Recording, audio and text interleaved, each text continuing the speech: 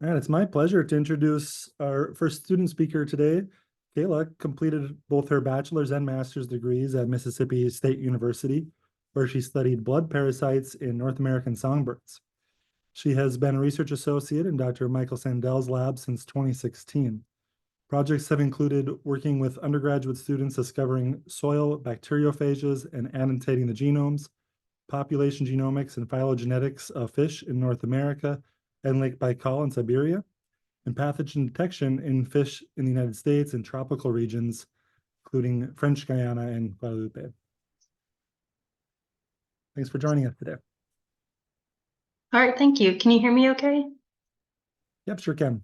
Okay, perfect. Okay, so like you all have read and seen, I'm talking about a novel molecular marker that we've designed for PMUM surveillance and phylogenetics. I'd like to first acknowledge the institutions that have collaborated together on this project.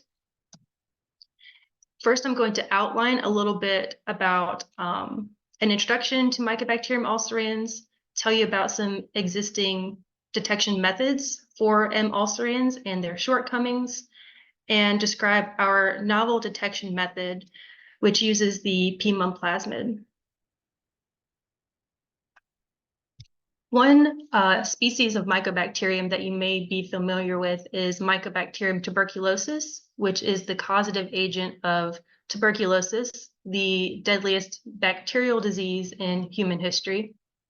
Over the past decade or so, there's been a decrease in cases of tuberculosis and an increase in cases of non-tuberculose mycobacteriosis.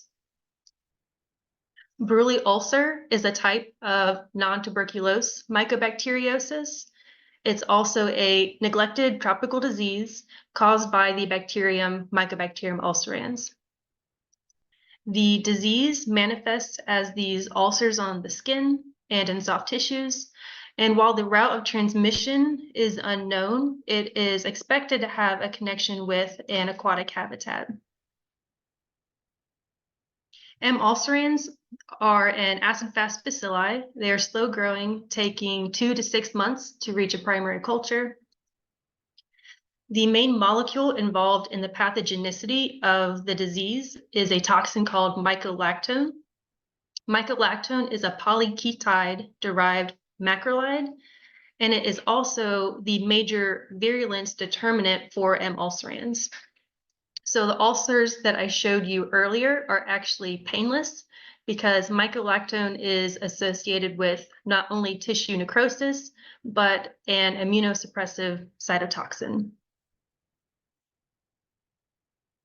M. ulcerans belongs to a group of bacteria known as the mycolactone-producing mycobacteria, or the MPMs, and they are closely related to their progenitor, Mycobacterium marinum, which causes fish tuberculosis. The main difference between these two is the presence of a giant PMUM plasmid in M. ulcerans and other mycolactone-producing mycobacteria. Now, the structure of mycolactone has been used in the past to classify M. ulcerans into different ecovars. Here, Ecovar ulcerans is the causative agent of Bruley ulcer in people in Australia, Africa, and Asia. And this ecovar is characterized by mycolactones A, B, C, and D. Ecovar lifflandii has been isolated from amphibians and is associated with mycolactone E. Ecovar pseudoschatzii has been isolated from fish and is characterized by mycolactone F, with slightly different variations between saltwater and freshwater fish. And in fact, fish are one of the few known reservoirs for Bruley ulcer. And then there are some isolates that we don't know what their mycolactone looks like, and at the time of this paper, falls into ecovars that do not have a name yet. Additionally, there is a subspecies called Shinchuans, which is found in Asia and has its own mycolactone shape. I'm going to briefly review some of the existing detection methods for M. ulcerans, and knowing that this is probably not an all-inclusive list. So some of these methods have different applicability in clinical settings versus in environmental samples. And some of these methods are well suited for accessibility in Buruli ulcer endemic areas, while others are built more for genotyping or profiling the ecovars. So this can tell us a bit about the pathogenicity of different ecovars and about the phylogenetic relationships between them. M. ulcerans from clinical samples can be stained with a Zeil-Nielsen stain and check for acid fastness. But this is difficult to do with environmental samples because it's difficult to get a pure culture of M. ulcerans from the environment. So because it's so slowly growing, even on a selective medium, other fast-growing mycobacteria are present in the environment and then will overrun the culture. There are serodiagnostic tests available for M. ulcerans. These use ELISAs that target different markers. And for the most part, they are able to identify samples from people who live in non-endemic areas, but can't tell the difference between people who actually have Buruli ulcer and those that are living in an Buruli ulcer endemic area. The gold standard for diagnosing Buruli ulcer in a clinical setting is to use PCR. In environmental samples, this often requires 2 to 3 rounds of PCR using different markers to really validate the presence of M. ulcerans. So this initial screen of PCR in a clinical setting usually starts with IS-2404, which is an insertion sequence. The marker enol reductase gene has also been used because it can detect mycolactone. And then some people even start broadly enough as genus specific, amplifying the 16S gene. So after that first PCR screening, these are followed by 2 to 3 more rounds of PCR, targeting other markers to confirm M. ulcerans present in environmental specimens. After detection, sometimes we'd like to distinguish different ecovars from one another. This has been done using variable number tandem repeat or VNTR profiling. This is done by using PCR to amplify different regions that have a variable number of tandem repeats. So the product is a profile for different ecovars. So lanes 9 through 12 are showing profiles for 4 common M. ulcerans ecovars. So this was difficult for me to interpret and part of the reason why we didn't continue doing it. Another potential way to profile M. ulcerans, which was also difficult for me to interpret, is to look at the ratio of different markers during qPCR and their cycle threshold differences. So we created a detection protocol for M. ulcerans that targets the P-MUM plasmid. This work was led by a previous master's student, Alex Rakestraw. We identified a variable non-coding region of the plasmid that was a little bit over 800 base pairs long, and it lies between the plasmid partition A segment of the plasmid and an uncharacterized protein. And we call this segment the PAR A625. It contains at least 39 SNPs, or single nucleotide polymorphisms, and 2 single nucleotide indels. This was a nested PCR protocol with the final amplicon being 521 base pairs long after you remove the primers. And we conducted a primer blast, and we found no cross amplification detected or presumed to be possible based on data that was on GenBank.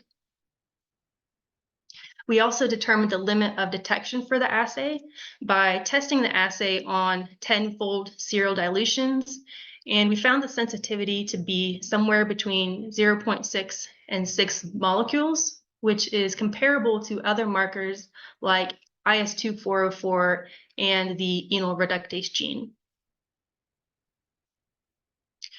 We also think that PCR inhibitors are likely to be present in environmental samples that we use, like anything that comes from a fish, water, or plant samples. So we spiked environmental samples with cultured M. ulcerans DNA, and we found that the assay continued to perform well. And then I'm briefly going to show you just the applicability of this assay, but I'm going to leave most of the data to be shared by Hannah later on. So data I'm sharing are from the southeastern United States and from French Guiana, with French Guiana being a country where Buruli ulcer is endemic. So we sequenced the results after we detected M. ulcerans in different samples, most of these being fish. This is a maximum likelihood phylogenetic tree, which we created from sequence data we generated from fish. Some sequences we generated by working with DNA of bacterial cultures from Buruli ulcers patients. And then there was some plasmid data available on GenBank. So here, the isolate sources are color-coded with fish in blue, humans in black, and the frog is green. So what you can see here is that there's high bootstrap support for the different ecovars that were already known to exist. So that was good. And then some of these isolates, we were able to show some repeatability. So for example, isolate Aggie99, this plasmid sequence was available on GenBank, and it was already known that this is a strain that falls into Ecovar ulcerans. We performed our assay on this isolate, and then it fell back into Ecovar ulcerans. So that was kind of a proof of concept for us.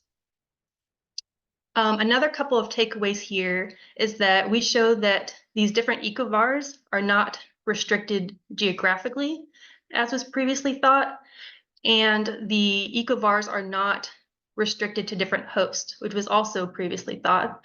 So you see a lot of blue throughout the tree, indicating that we've detected many different ecovars from fish. So some quick conclusions about the assay. It does seem comparable in sensitivity to other markers, is rigorous in the possible presence of inhibitors, and therefore applicable to environmental samples. And we show that it is phylogenetically informative. So we can have an understanding about how different ecovars are related to each other and possibly have some understanding of the origins of this. So one caveat to keep in mind is what your goal is. In Buruli ulcer endemic areas, it may be more feasible to have a rapid test to make a diagnosis and then do treatment. So this is possible with LAMP protocols, and there is also the handheld Biomeme, which does qPCR in the field with relatively little equipment. There is also a patent pending magnetic gold nanoshell rapid test that detects the presence of mycolactone. So just keep in mind that these things exist and they are applicable in places where our assay isn't. And now I'd like to acknowledge all of the people from the University of West Alabama that have helped collect samples from the U.S. Fish and Wildlife Service, the University of Maryland, and the Field and Museum of Natural History in Chicago. And then our financial support has come from the NSF and USDA. And if you have any questions, I'd be happy to try to answer them. Thank you very much, Kayla. Excellent and thorough presentation. Folks, if you've got questions, feel free to unmute yourself or drop them into the chat.